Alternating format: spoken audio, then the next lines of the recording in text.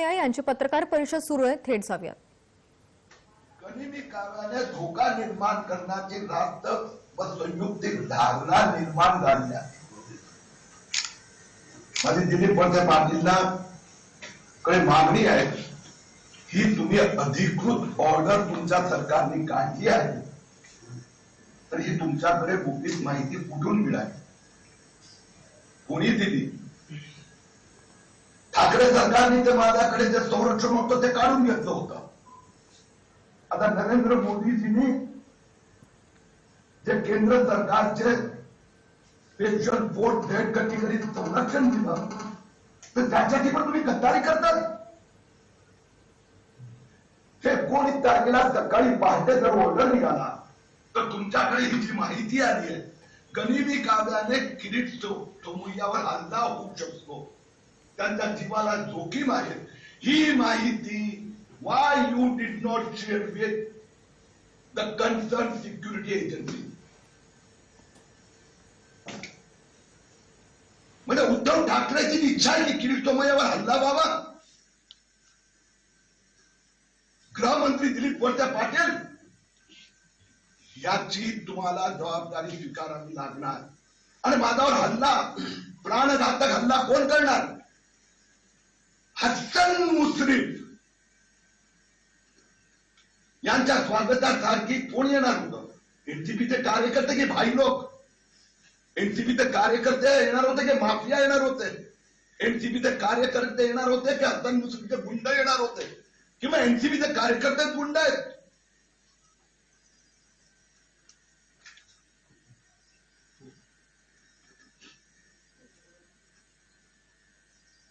हसन मुश्रीफ साहेबांनी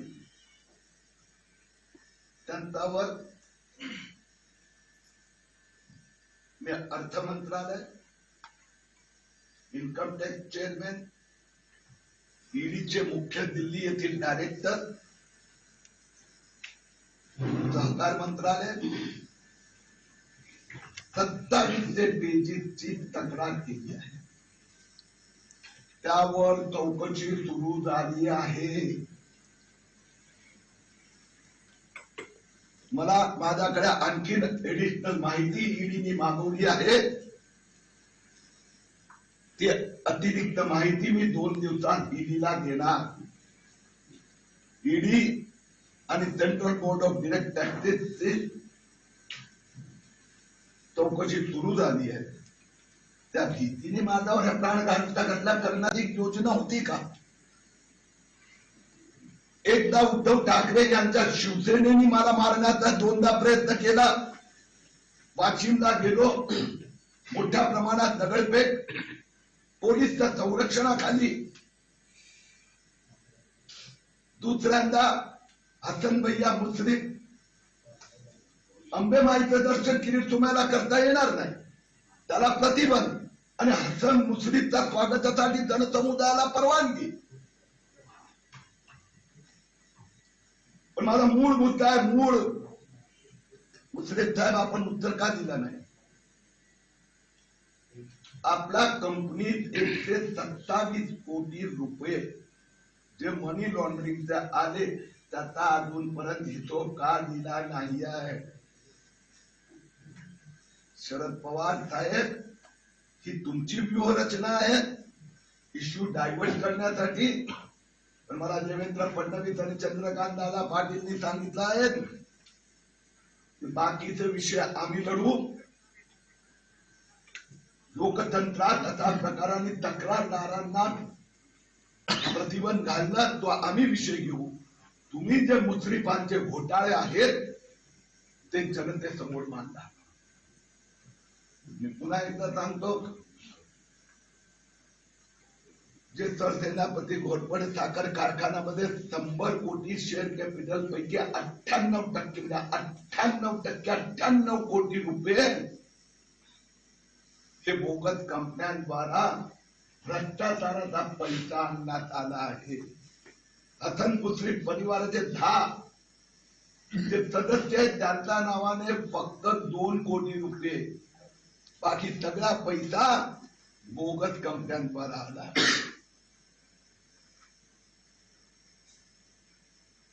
मला आज हसन मुश्रीफ साहेबांना आणखीन एक प्रश्न विचारायचा आहे.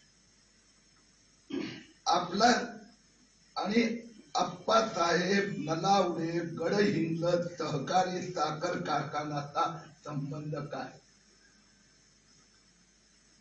हसन मुश्रीफ यांचा दुसरा घोटाळा.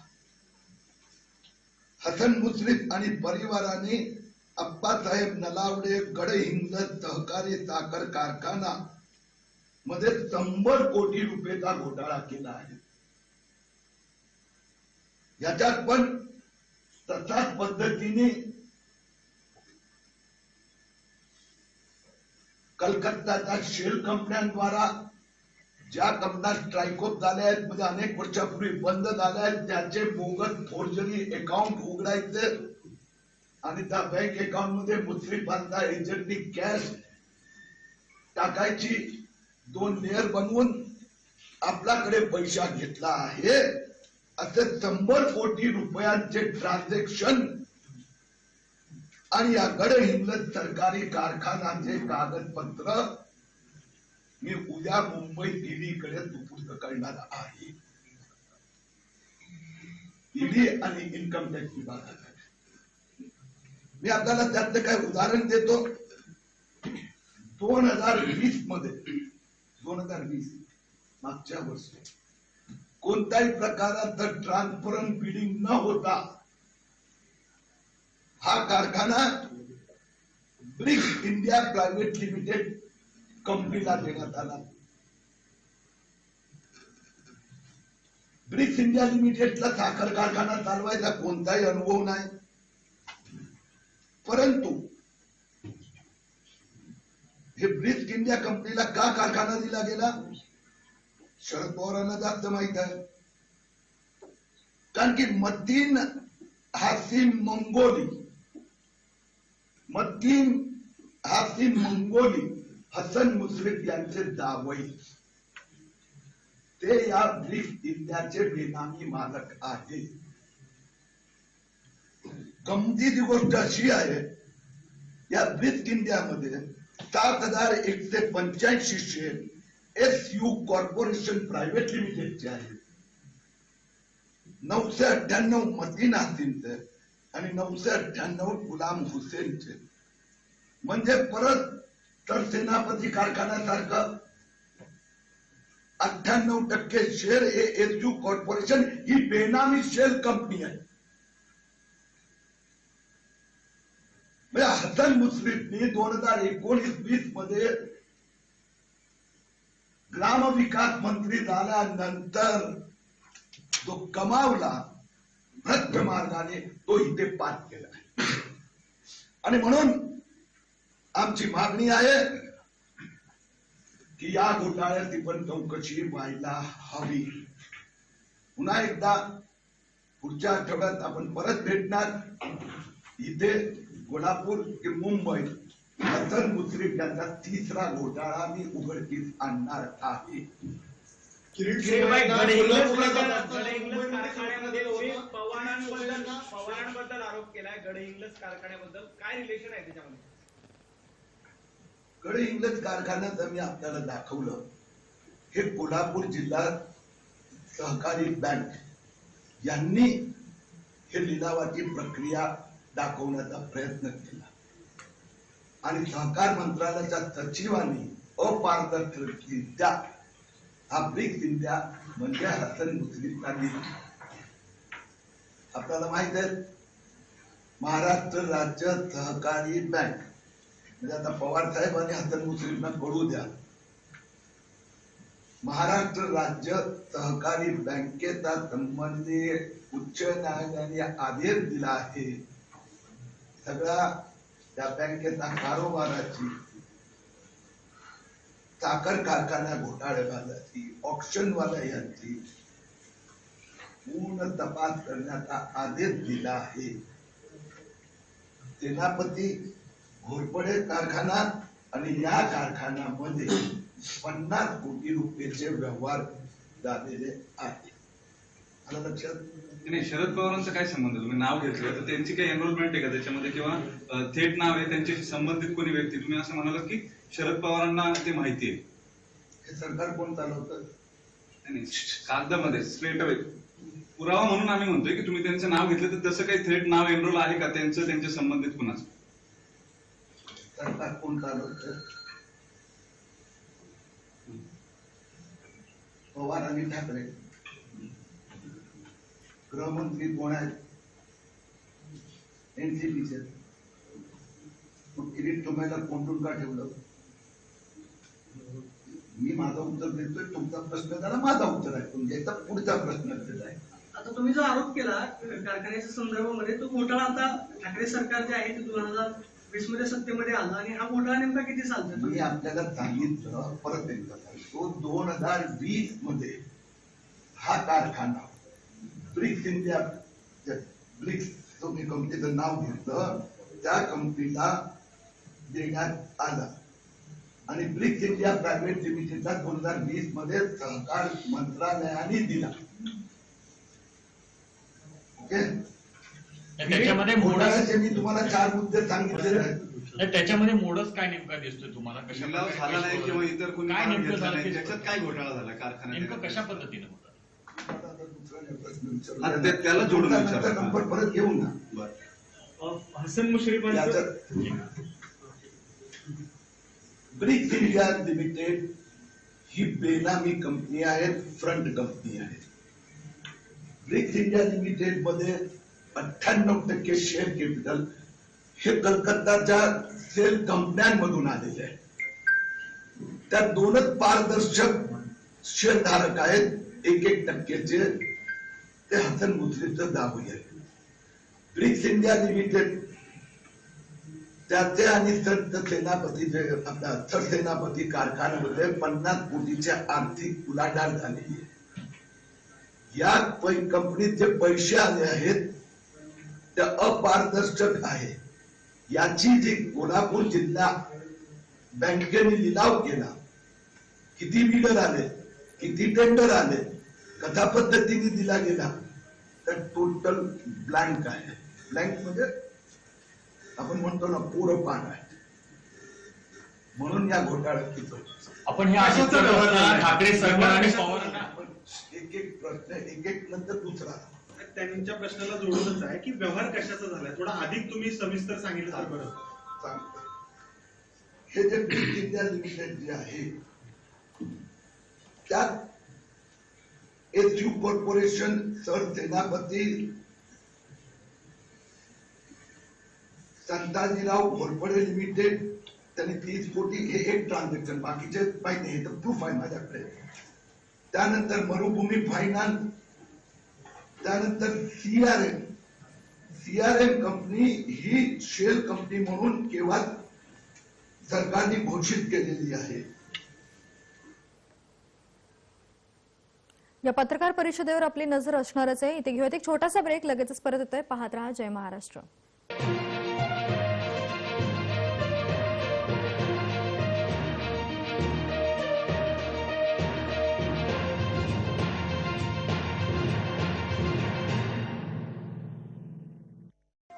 आता पहा तुमची लाडकी वृत्तवाहिनी जय महाराष्ट्र टाटा स्कायवर 1262 या क्रमांकावर.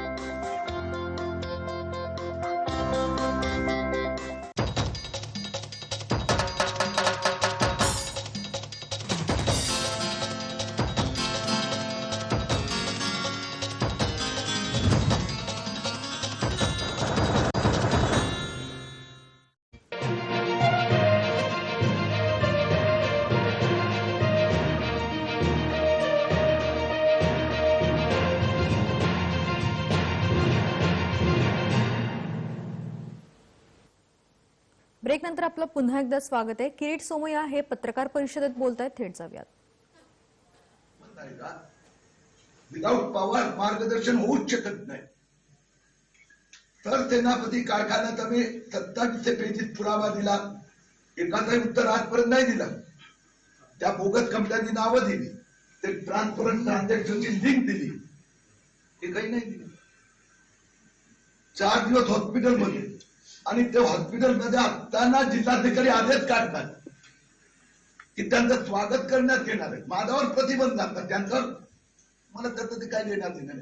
माझा संबंध घोटाळ्यांची आहे. सर एवढं तुमचा सगळं संबंध तुमच्याकडे घोटाळ्याशी बघण्यात आहे. आले, एवढं सगळं तुम्ही घेऊन निघालेला होता आणि कोल्हापूरला जाण्यावरती ठाम होता. मग असं काय झालं की ज्या आदेश सुरुवातीपासून तुम्हाला दाखवत होते त्याच आदेश मानून तुम्ही कराडमध्ये उतरला? क्षमा मागतो. आदेश काय होता हे अजूनपर्यंत कळलं नाही. मला बोलून माझ्या घरी 6 तास गणेश विसर्जन पासून वंचित ठेवण्यात आला. कोणत्या आदेशाअंतर्गत अजूनपर्यंत मला मुंबई पोलीस कमिशनर मुलुंड पोलीसने मला त्यांनी कॉपी दिली या आदेशाची. या आदेशात लिहिलं आहे आपल्याला कोल्हापूरमध्ये प्रवेश बंदी, घरबंदी.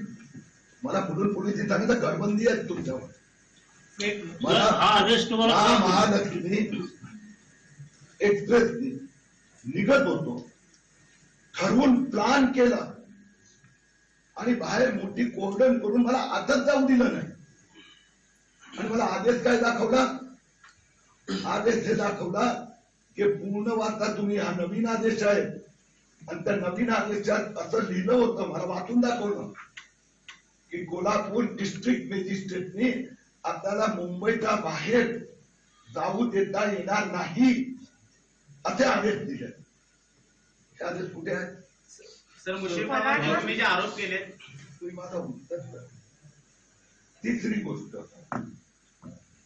हे यांनी काय लिहिलं? मी नाही लिहिलं. एनसीपीचा जमावडा येणार आहे. आमच्याकडे माहिती आहे तुमच्या जीवावर हल्ला होऊ शकतो. मग तुम्ही बाकी एजन्सीला का नाही दिलं? It is your prime responsibility. When a person is under their category, and as per the law, it is mandatory on state government and law and administration and police to inform each and every any such information they receive. Immediately they should be informed. म्हणजे याचा अर्थ काय आहे? माझा दुसरा प्रश्न आहे उद्धव ठाकरेंना. मी गुरुवारी पारनेर साखर कारखान्याची व्हिजिट करणार आहे.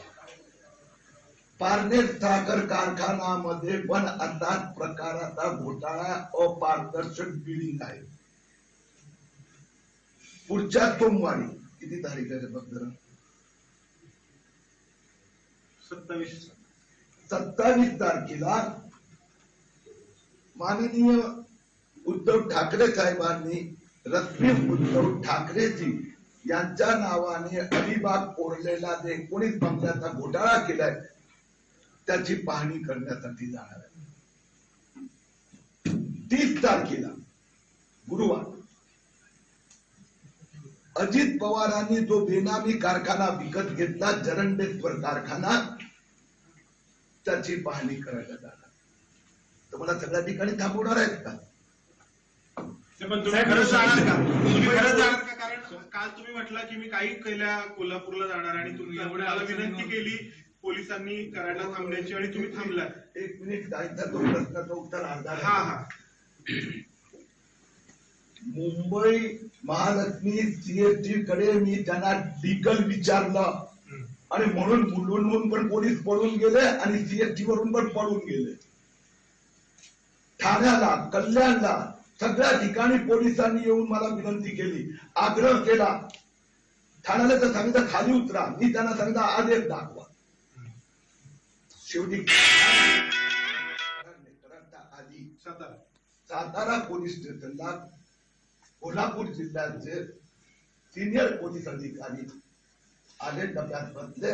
मला सांगितलं त्यांनी की अशा प्रकारचं हे आहे आणि म्हणून आपण आपल्याला कोल्हापूरमध्ये प्रवेश देणार नाही, म्हणून आपण कराडला उतरावं अशी त्यांनी मला विनंती केली. सर आपण जे 1 मिनिट ऐकायचा पूर्ण प्रश्नाचा उत्तर.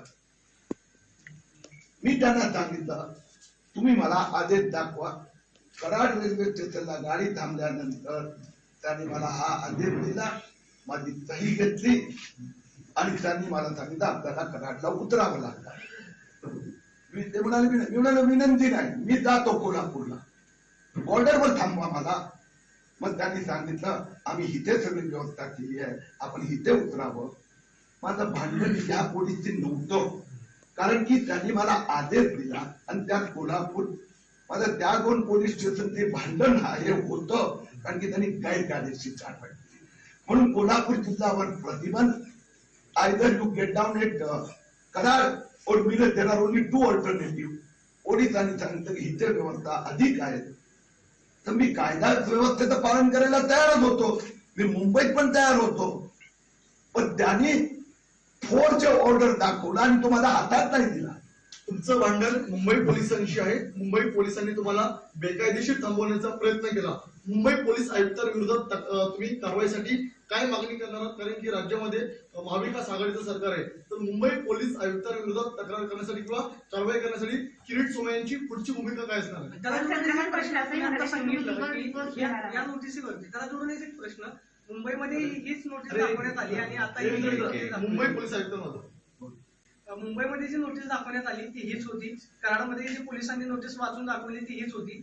जर मग मुंबई पोलिसांनी तुम्हाला तिथंच ही नोटीस वाचून आम्ही एवढं सगळं बोललो की त्या मध्ये काय लिहिलं होते सगळं ठीक आहे, आयुक्तांच्या विरोधात तक्रार करणार आहे का? चंद्रकांत पाटील काल असं म्हणाले की तुम्ही लिगल रिपोर्ट घेणार या सगळ्या प्रकरणामध्ये, तर आयुक्तांच्या अनुषंगाने तुम्ही लिगल त्याला जोडून दे त्याचाच आदेश. ते बरोबर आहे. हे सगळं उद्धव ठाकरे मुख्यमंत्री यांच्या दडपशाहीमुळे आणि गृहमंत्री दिलीप वळसे पाटील यांच्या माहितीने आदेशानुसार होत आहे. आमची चॅलेंज त्यांना आहे. म्हणून आमचं सगळ्यात पहिली हरकत गृहमंत्री आणि मुख्यमंत्र्यांची आहे आणि गृहमंत्र्यांनी या संबंधात भाजपचा अनेक नेत्यांशी संवाद केला होता, म्हणून याच्यासाठी पहिली जबाबदारी दिलीप वळसे पाटील. 2 दिवसानंतर तुम्ही परत कोल्हापूरला येणार अशा पद्धतीची घोषणा काल केलेली आहे. तुम्ही अंबाबाईचं दर्शन घ्यायला जाणार असंही म्हटलं होतं, आजही जाणार होतात, परंतु राज्यात मंदिरं बंद आहेत. अशा परिस्थितीत तुम्ही दर्शन कसं घेणार होतात? पहिली गोष्ट अशी आहे की ठाकरे सरकार किती वेळा दडपशाही करणार. मला हसन मुश्रीफ यांचा घोटाळा विरुद्ध police station, Kagal police station, कारण की सरसेनापती कारखाना त्याच्या हद्दीत येतो, म्हणून कायदेशीर माझा वकिलांनी सल्ला दिला की तिथे जाऊन तुम्हाला कंप्लेंट करावी लागणार, तिथे FIR रजिस्टर्ड झाली पाहिजे. मी तक्रार केल्यानंतर 7 दिवसात FIR रजिस्टर्ड नाही झाली तर मी कोर्टात जाऊ शकतो. मी डायरेक्ट कोर्टात गेलो तो कोर्ट विचारणार तुम्ही पहिलं कंप्लेंट फाईल केली का. दुसरी गोष्ट, मी अंबाबाईचं दर्शन करणार होता. माझा कार्यक्रम 3 दिवसापूर्वी जिल्हाधिकारी आणि पोलिसांना पाठवण्यात आला होता. त्यात स्पष्ट लिहिलं होतं माझा दौऱ्याचा प्रारंभ अंबाबाईचं दर्शन ब्रॅकेटमध्ये बाहेरून मी करणार होतो. सोमय सर,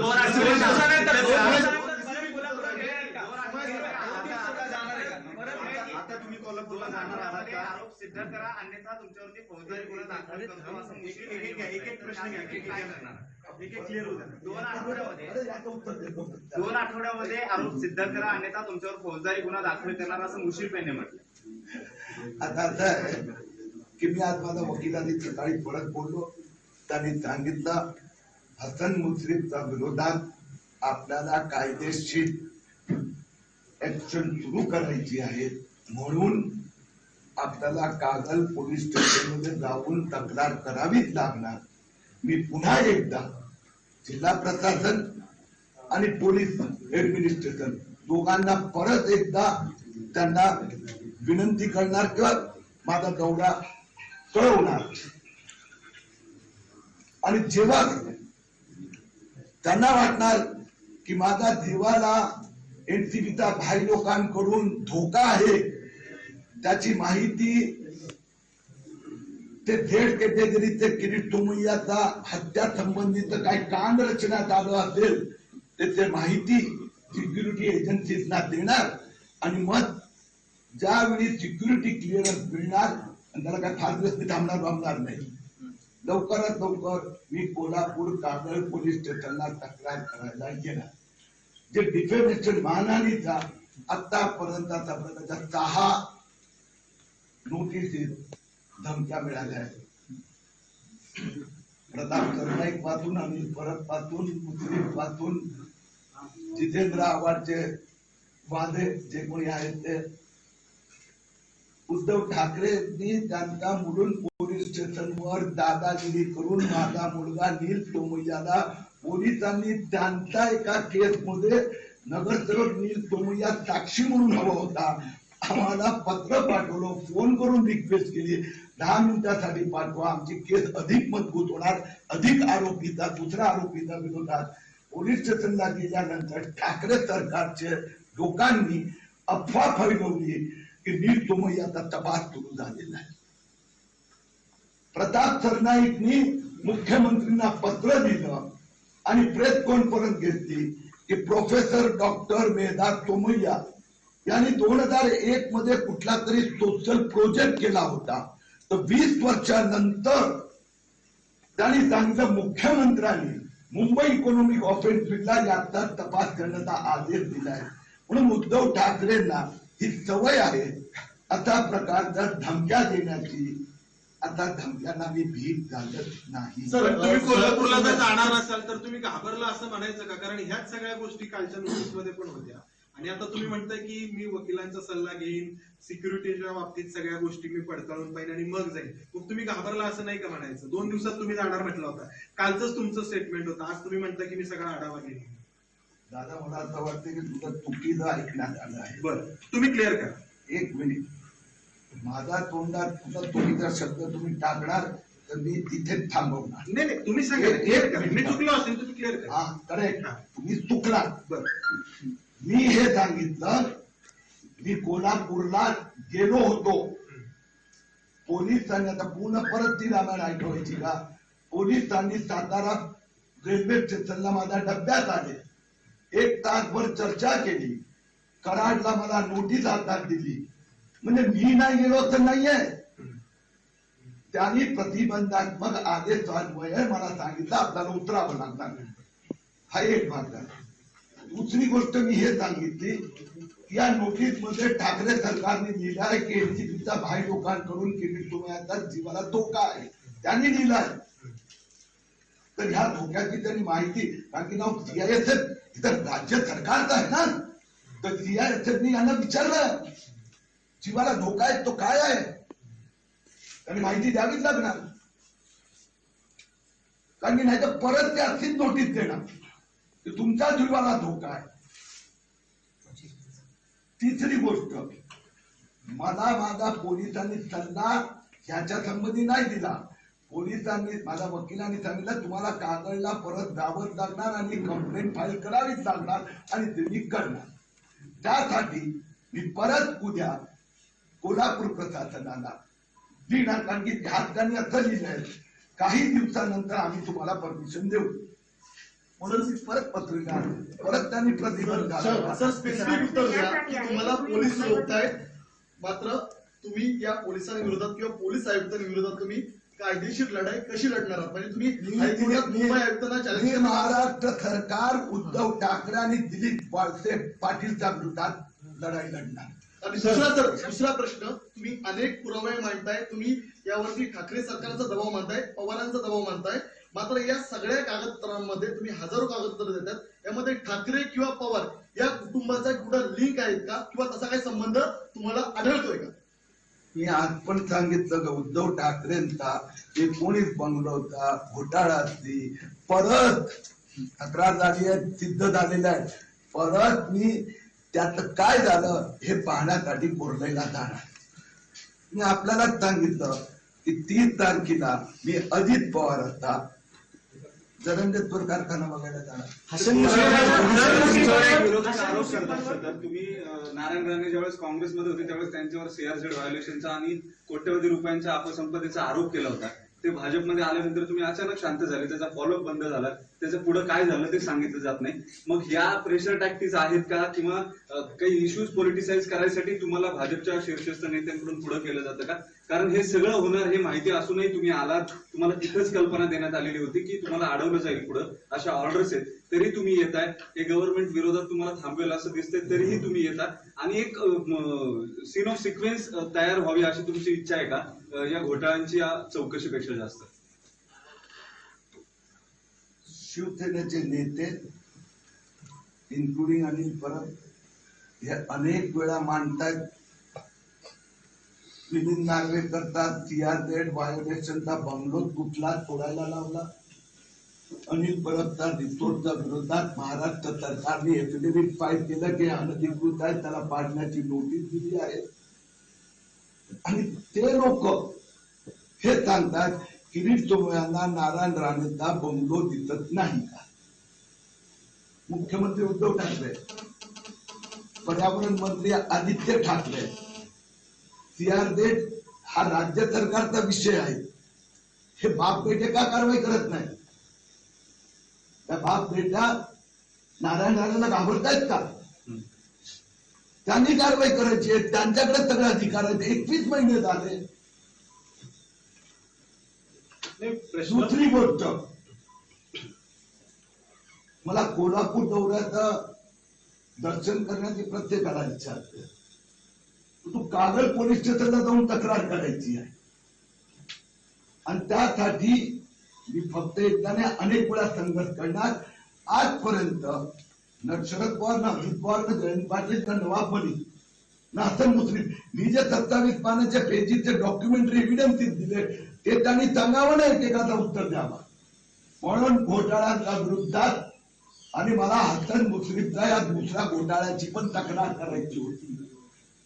हे प्रश्न फक्त नारायण राणेंचा नाही, अजित पवारांनी 70,000 कोटी रुपयांचा घोटाळा केला असा भाजपने आरोप केला, पण त्यांच्यासोबत 2.5 दिवसांचं सरकार भाजपने बनवलं. त्यानंतर अनेक नेते आहेत, विजयकुमार गावित असतील, विखे पाटील असतील, की ते भाजपमध्ये आल्यानंतर तुम्ही त्यांच्याबद्दल जे आरोप होते ते पुढे काही केलेले दिसले नाहीत किंवा त्याचा फॉलोअपही घेतलेला दिसला नाही. तर हे सिलेक्टिव्ह होतंय, क्रेडिबिलिटी याच्यामुळे कुठे डॅमेज होते असं वाटतं तुम्हाला?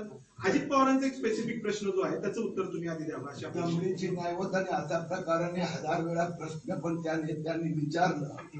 त्यांचे घोटाळे जे आहेत, मी 2 याचिका दाखल केल्या होत्या, छगन भुजबळ आणि सिंचन घोटाळा.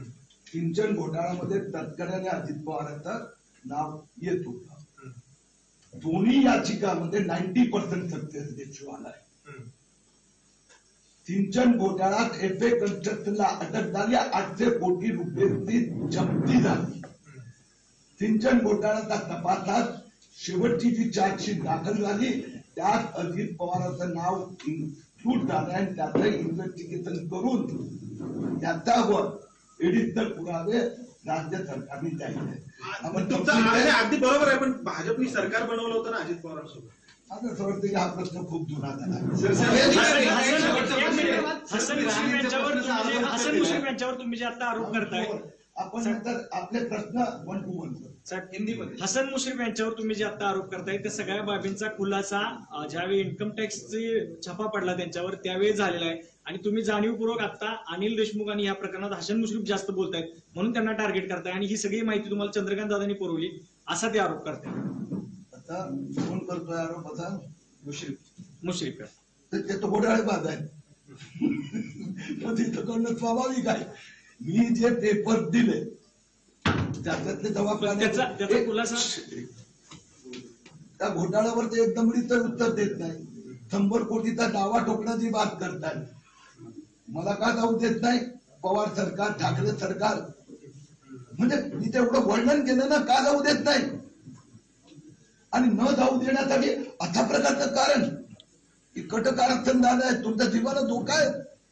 मग जीवाला धोका आहे तर माहिती तर द्या, मग मी सावधान राहणार ना. की मुस्लिमांकडून धोका आहे, की कोणाकडून धोका आहे? ओके, भाजप शिवसेनेच्या युतीची चर्चा चांगली सुरू असते. एक मिनिट प्लीज, तुम्ही पण 1 to 1 भेटा. आपण शेवटचा प्रश्न अजित पवारांच्या अरे भाऊ, आपण 1 to 1 बोलू. सर, राज्य के भाजपा नेता ये आरोप लगा रहे हैं कि महाराष्ट्र राज्य जो महाविकास आघाड़ी है वो प्रशासन का गैर इस्तेमाल कर रही है, जो कि नाराज रहने और आपके केस में सामने आ रहा है। मैंने अनेक दिन पहले कोल्हापुर प्रशासन को सूचना दी थी कि हसन मुश्रीफ के घोटाले की जो मैंने शिकायत की है उसकी ईडी और central board of direct taxes income tax ने जांच शुरू कर दी है। उन्होंने मेरे पास से कुछ अतिरिक्त जानकारी मांगी है, मैं उनको दे रहा हूं और उसके लिए मुझे कागल पुलिस स्टेशन में शिकायत करना आवश्यक है। ये 4 दिन से बात चल रही थी, लेकिन कल सुबह में ये आदेश निकाला गया और ये आदेश में ये लिखा है हसन मुश्रीफ अस्पताल में है, वो अस्पताल से डायरेक्ट किरीट सोमैया जिस दिन आने वाले उसी दिन आएंगे, उनका स्वागत होने वाला है।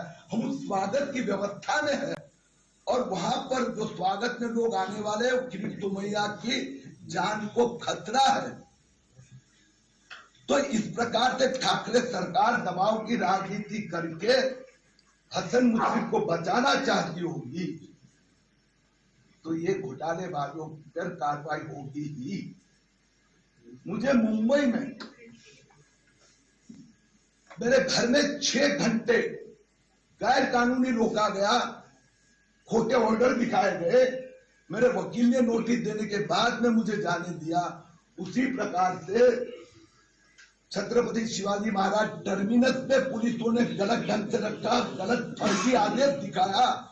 मैंने उसकी कॉपी मांगी, हमारे वकील की ओर से हमने बात करके उनको कहा कि इसके एविडेंस वो भाग गए। इसलिए मैं कोल्हापुर आने के लिए निकला कि ये ऑर्डर भी सही है कि नहीं।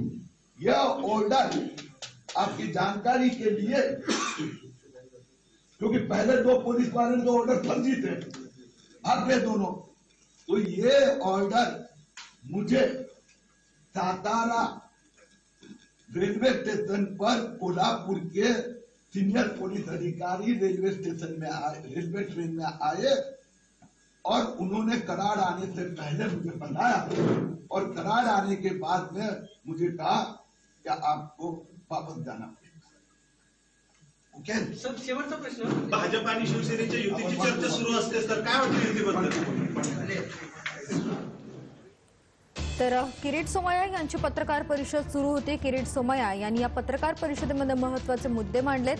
जरंडेश्वर साखर कारखाना संदर्भातही त्यांनी मुद्दा उचलला, तर गुरुवारी पारनेर साखर कारखान्याला ते भेट देणार असल्याची माहिती समोर येते। सोमय्यांनी ठाकरे सरकारवरती निशाणा साधलाय। ठाकरेंच्या नावावरील ज्या काही घोटाळे करण्यात आलेले आहे ते उघड केले जातील असं त्यांनी म्हटलंय।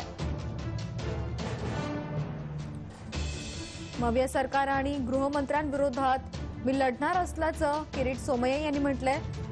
मविया सरकार आणि गृहमंत्र्यांविरोधात लढणार असल्याचं त्यांनी सांगितलं। राणेंच्या बंगल्यांवरती बाप बेटे का कारवाई करत नाहीत असा सवालही त्यांनी यावेळेस उपस्थित केलाय।